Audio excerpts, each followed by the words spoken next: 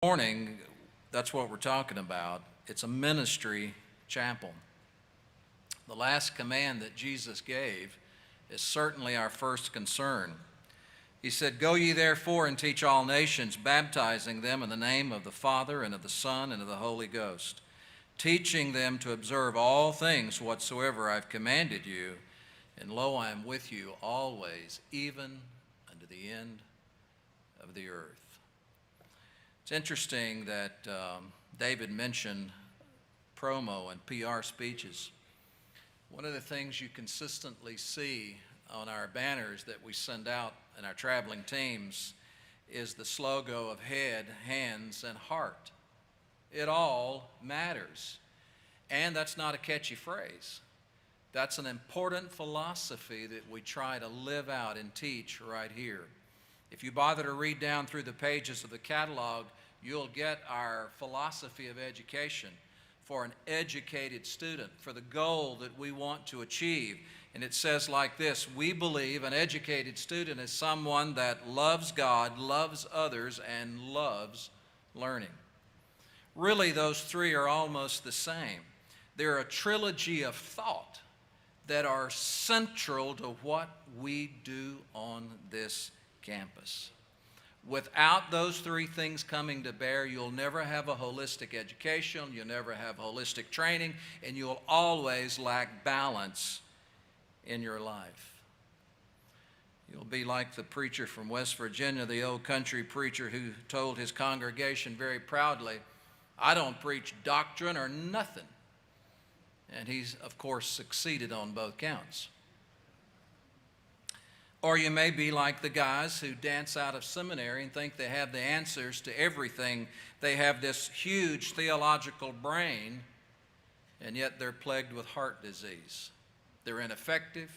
They don't love people. They have no passion for God. Or you may just be like some who have a lot of passion and have nothing to guide it or gauge it. It's just uncontrolled passion. That's why you have to have all three. I'm not worried about your academic side of it. As a matter of fact, I feel very, very comfortable that if you hang around here for 4 years, there's going to be a lot of academics thrown at your direction, excellence in academics. I'm not worried about that. But I tell you what I do worry about. I worry about the practical ministry component.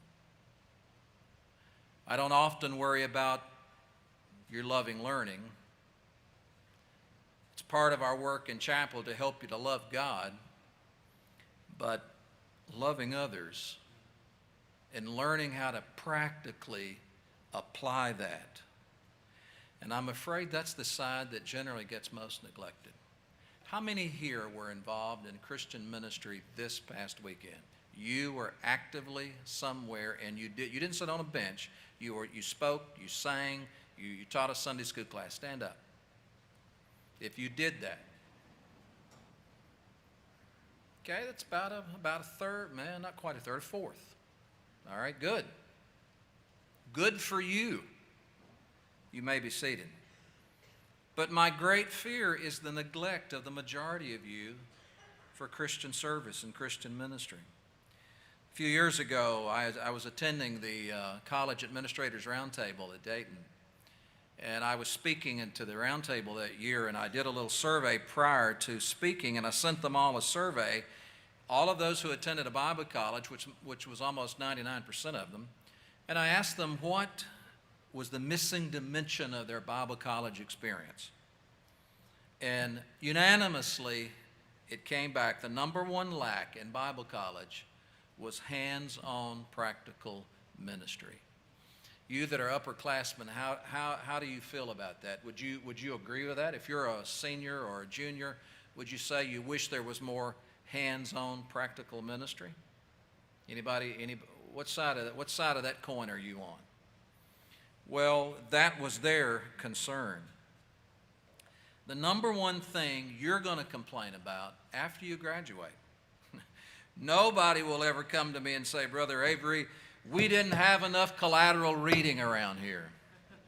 I've never heard that in 20 years.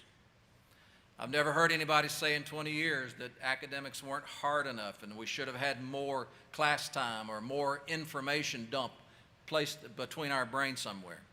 Nobody's ever complained about that. But what they have complained about, and what you will complain about when you come back someday, is you will say, I didn't have enough practical ministry experience. I wished I could have worked with a pro. I wished I could have walked with a seasoned pastor. I wish I could have developed a music group or a choir or someone alongside someone who was really gifted at doing this. I would have liked to have made hospital visits or knocked on doors or taught a Sunday school class with a real pro who knew what they were doing. That's going to be your number one complaint when you come back. A few years ago, we had a very zealous alumni that just pounced on us, and the whole thing, he just literally was ready to throw out all Bible college training because somehow, in his mind, it did not identify with the very practical needs of the ministry around him. Now, had he been truly honest, he would have had to say he did not take advantage of any of the practical ministry things around him. And that will still be the case for most of you. You're going to want more balance in your life. The number one thing you need now, even as a freshman, it's the ability to balance your academics, keep your soul alive, and your hands busy with practical ministry. All three are important. You say, if you had as much collateral reading as I have to do, you wouldn't be fretting about that. Well, let me give you a piece of advice from the president. You don't have to do all that collateral reading. I didn't stutter, and I said it very clearly. You don't have to do it. Take a B. Take a C. But don't lose the passion for God in your heart, and don't refuse to get some calluses on your ministry hands. I've spoken in a number of countries of the world, and a lot of places people would be envious to speak. I've held some significant positions. Nobody ever asked to see my transcript. Nobody ever asked me, did you get a C or a B? Nobody ever asked me, did you get your collateral done? Nobody, ever, anywhere, at any time. But what they were concerned about is, do you have any practical experience? Do you know what you're doing? When you walk out of here, the reason some church out there, some school out there will want you is they're confident. Not that you'll wow them with your exposition of Romans 12 or Hebrews 11. I'm not making a plea for ignorance. God spare us. We have ample of that already. I'm not making a plea for that. But I am making a plea. They want to know, will you love them? Will you walk among them? Will you identify with them? Will you know how to speak over their newborn babes? Will you know how to walk to the grave with them? Will you know how to preach the Word of God from your heart and not just your head? And that involves practical ministry. Carrie Posar was in my office the other day, updating me on her summer. And one of the highlights in that conversation was her eyes began to glow, and she said, Brother Avery, I led somebody to Christ this summer. And her eyes just began to glow. You see, that's what ministry does. If you come here as a student and fail to engage in some form of practical ministry, you will end up with less passion by your sophomore year than you did on the first day you enrolled. You will wither and die and dry up on the vine. You have to keep engaged in people's lives. You have to keep winning people to Jesus. You have to keep doing something with your ministry hands. I find it so amazing. The orchestra will go out for a weekend, and then everybody comes back in all fired up, just fired up and ready to roll for about 2 days. I'm telling you, just being engaged in ministry for one weekend does something to your soul. It just sets it on fire. When the choir goes out on their annual tour, they all come back in fired up. After they get some sleep, they get fired up. Why? It's ministry. Real, live, active ministry does something to them. Get out there. Go help. Go preach. Go sing. Do something.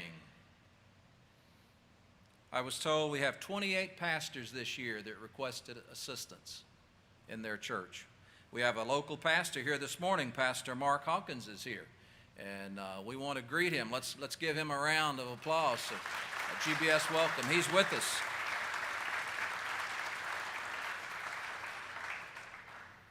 "28 pastors said, I need help." When I came as a student here in 1975, I never attended a single church in this city. My entire 4 years, on my last year after I got married, I taught a Sunday school class, what used to be the old Mount Carmel Church. I taught there. But all of my other times, I was involved in ministry at Freeman Street, at Vine Street, and in street meetings. That's all I ever did. Never attended anybody's church. You need to be engaged. Please don't go sit on the back seat of some local church with your girlfriend and pass notes to each other or send texts to each other or play footsies or whatever else you do sitting on the back seat. Get engaged in ministry. Don't go just be a number on somebody's attendance board.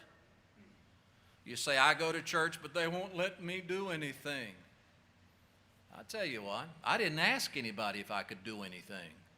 I just started looking around to see where somebody needed some help. Just to ask the question, does anybody need help in their church? Is there a church anywhere in this big city of ours that might need somebody to help them? You will get overwhelmed with requests. You say, Brother Avery, I'm not a professional. I'm not smooth. And all due respect to these young men and women who are here this morning, they're not professionals. Now, some were fairly smooth. Some smoother than others. Some more talented than others. But every one of them gave it their heart.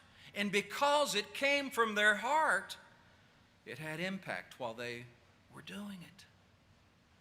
I'll never forget being asked to preach when I was a student. Can you imagine?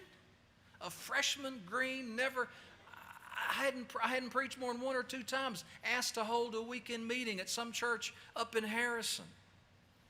A Missionary Alliance church, large church. I don't have a clue. I can't imagine the pastor knew what he was doing when he invited me. But I went. I didn't have but 1 or 2 sermons, and I preached both of those right away, and I just kind of winged it on the third one. I remember preaching the story about remember Lot's wife. Remember her sin. Remember this.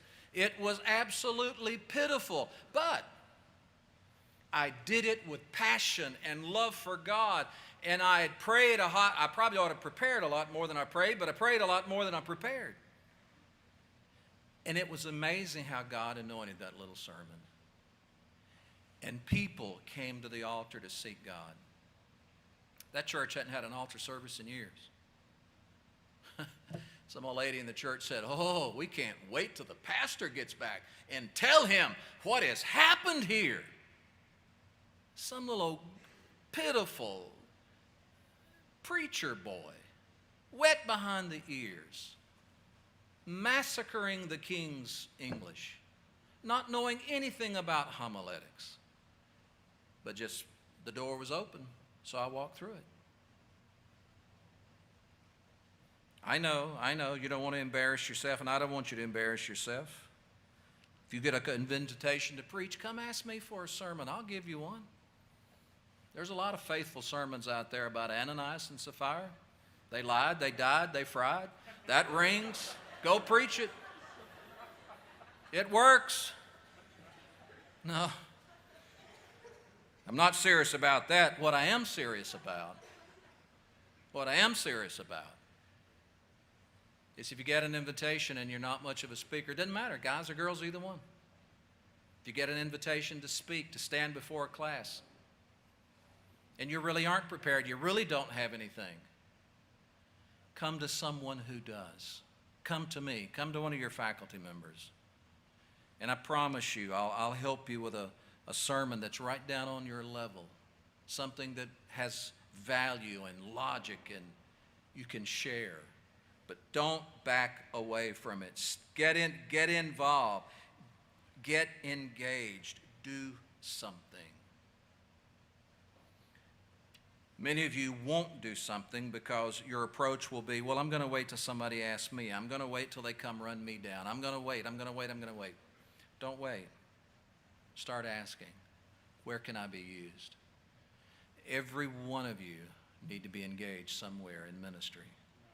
If you're spiritually alive, if you're a clear-cut, victorious Christian, then you ought to be engaged.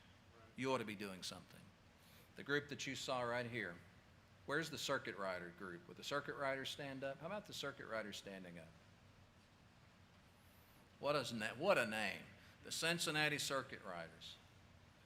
Well, there's more than that, but at least that's the three that are here today. Those three right here, involved in the church at Connorsville, turned things around in that situation and have traveled. Where's the group that you travel around with that goes about from place to place?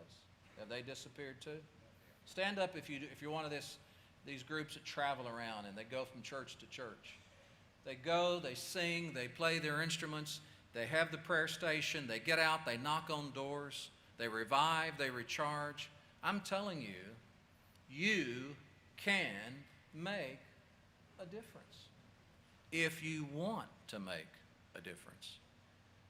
My 20 years here, I have gotten more emails from these groups that have gone out like this than any other thing that has ever happened here. Choir, orchestra, small groups, anything else that's ever happened here. I get more emails back from this because it's just simple, it's genuine. They're there to help lift the load of a pastor. You're going to hear in a moment about some needs that are out there. Real pastors. Old brother Edwin Kirkpatrick has made a trip to my office. He's just an old country guy, lives over in Kentucky. He's almost 80 years old. He actually is a surveyor. That's what he does for a living. But he's trying to hold together the Madison Avenue Baptist Church. I've held meetings for him. Don's held meetings over there. Mark's preached over there. Different ones. I think Dr. Brown has been there. And there's just a small group of people, but they want their community touched for God. Old brother Kirkpatrick has a trucker ministry. He passes out gospel tracts. He's trying to win people to the Lord. And to have some young men and women come stand along beside them, get involved with the kids ministry, get involved with singing, get involved with youth ministry. What a tremendous opportunity there. And there's 28 others just like it, waiting. His last command ought to be our first concern. We need to engage in ministry. Study hard. Do your best in your academics, but don't be nothing but an academic nerd. Keep the balance. Keep your heart on fire for God. Keep it on fire for God, or you'll just be a dead, do-nothing kind of a person. Though you may be a brainy, you'll still be ineffective. Study hard. Pray hard. But work hard with these hands. You're going to hear about some of those opportunities. Just before I give you some information, Shane's going to roll a video.